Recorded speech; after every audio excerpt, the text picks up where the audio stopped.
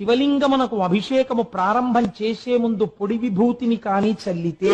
సద్యో జాతం ప్రపద్యామి సద్యో జాతాయ why నమో నమః భవే భవేనాతి భవే భవస్వమాన్ భవోద్భవాయ నమః ఓం వామదేవాయ నమో జ్యేష్ఠాయ నమః శ్రేష్ఠాయ నమః కాలాయ నమః అని పంచబ్రహ్మ మంత్రాలు చదువుతుంటారు. వాటితో శివలింగం మీద పొడి విభూతి వేస్తే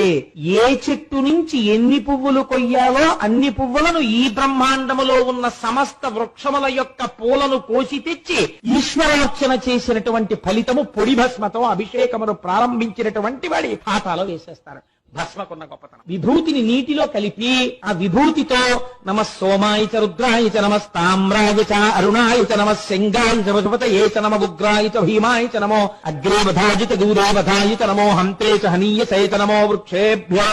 అంటూ అభిషేకం చేస్తే తెల్లటి విభూతి దార శివలింగం మించి కింద పడగానే ఈయన పాపములన్నీ